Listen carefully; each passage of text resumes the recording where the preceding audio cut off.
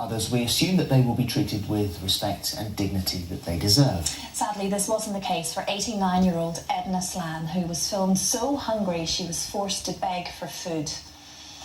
I'm bloody starving. It's keep bleeding starving here. Yeah, you'll get something soon. Not me at all, this isn't.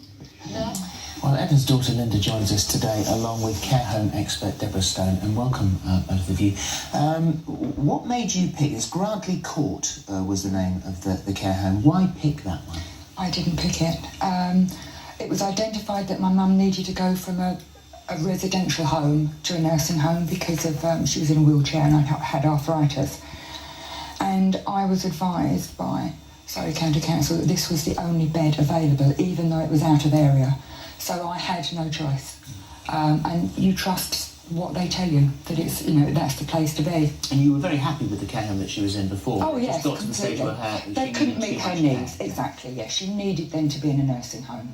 And just how long was Edna there then at Grantley Court before you realised a difference in her behaviour and indeed her appearance? It was quite gradual. I mean, looking back, there were odd little marks and things like that you sort of think, oh, okay. The weight loss we didn't really notice because, again, you see her a lot, you don't necessarily notice it until you see a picture of time before and you think, oh. But the first time we noticed we thought there was something serious was when I got a call from Epsom Hospital to say that my mum had been admitted. The care home didn't tell me, and that she'd sustained injuries to her face and she needed 10 or 12 stitches in her head. We've actually got a picture of that, and I should warn you that it's a very distressing picture. If there's any little eyes that you just want to distract for just a second here, because it is an extraordinary picture. Here it is. These are the dreadful injuries that she sustained, and to this day you don't know how it really happened. No. And what did you think when you saw her like that? I mean, I was horrified, to be honest. And we did ask what had happened, and they said she fell out of her chair. To be honest, it's impossible. It would be impossible for her to fall out of her chair because the way she was sitting, she couldn't have done so. We don't know, and we'll never know, I don't think. Now, there were no records kept that we were aware of, and we just don't know. Well, then she went back to the care home. She did, yes. Yeah, and then a couple of days after that, I think the hospital flagged up with the CQC, the Care Quality Commission, that there might be an issue because obviously the injury, nobody could really explain it. The next I was aware that I got a call from them to ask permission if they could speak to Mum because they'd obviously gone in there and seen her bruises and that sort of thing. I said yes.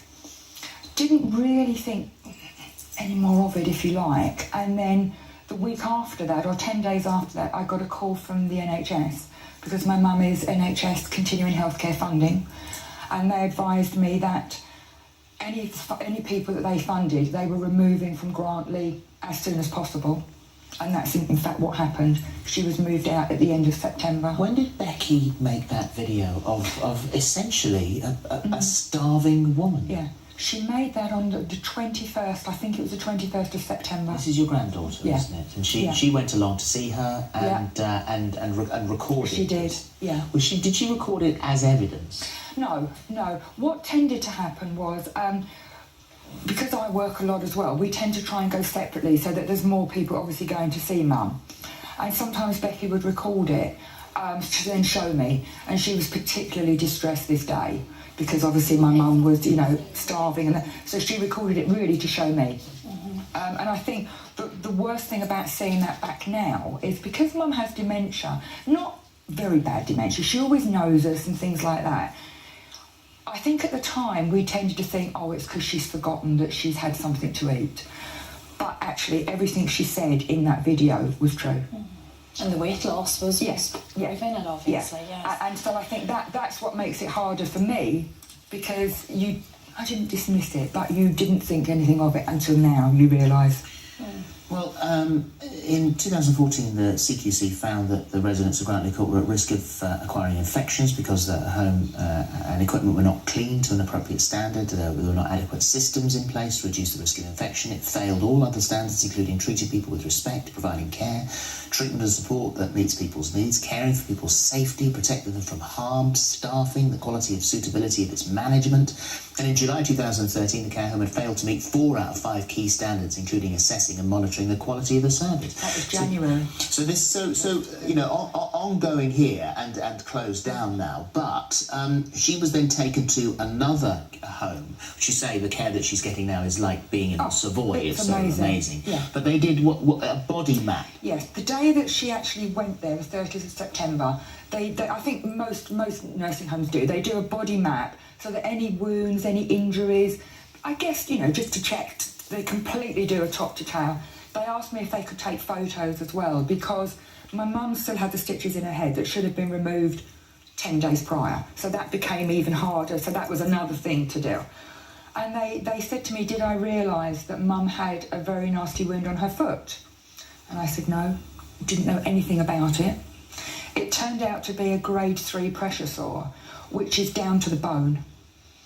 And when a nursing home, there is a pressure sore there, they have an obligation to advise the CQC to report it as a serious injury.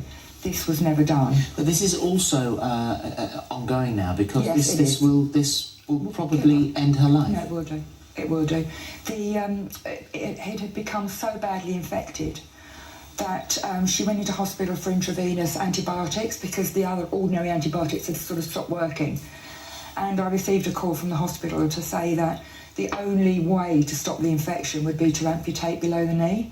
Because of her significant weight loss, she wouldn't survive. And to be honest, I wouldn't want to put her through that, but she wouldn't survive anyway. So she's now on end-of-life palliative care. And where she is, she's not in pain, she's comfortable.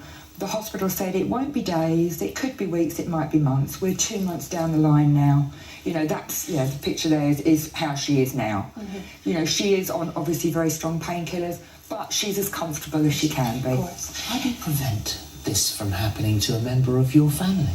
Well, it's very difficult, and I think, as Linda said, it's very difficult when you're in that situation to really know what to do and to complain or know what the truth is and what the truth isn't. But I think it's fair to say that in all cases you do have choices, and the important thing is that you should go and see care homes if you can before you accept it, even if the council is saying to you that's the only place that you can go to. What do you look for? Well, I think there's a number of things you can look for, not just how it looks itself, if it's clean, if it's tidy, there aren't cigarette butts from the staff around the back or whatever else, but also what does it smell like? Does it smell clean?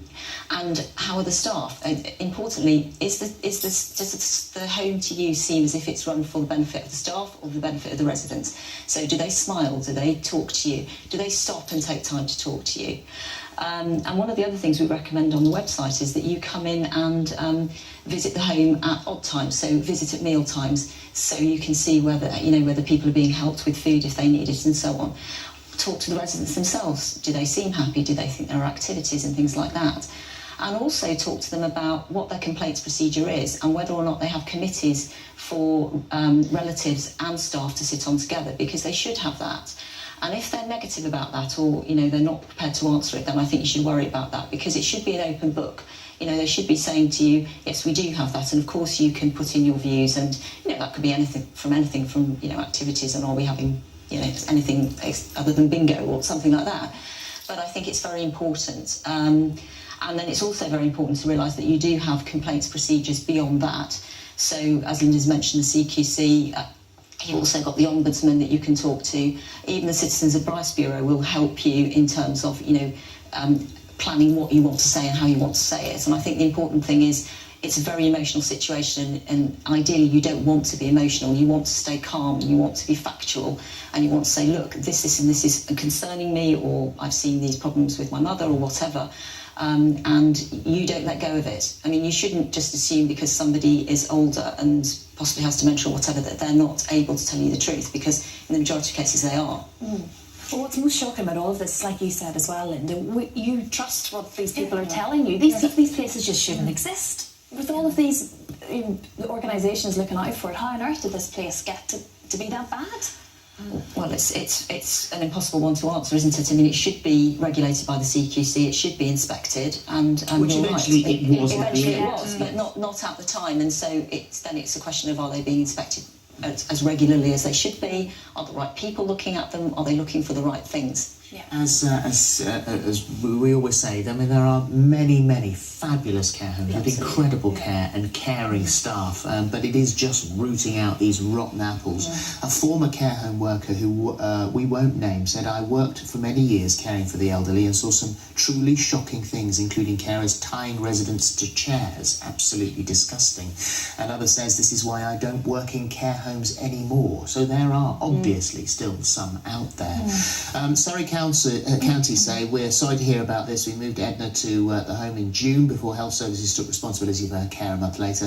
At that time, it had passed an inspection by the national regulator, the CQC. I think you've got Sutton Council. Sutton Council says our concerns were confirmed with the first and second CQC reports. In December, we were alerted to alleged injuries suffered by former residents while they were at the home and immediately notified the police. That's Sutton Council. Thank you very much indeed. Thank you very much. Thank you, ladies. We're back after the break.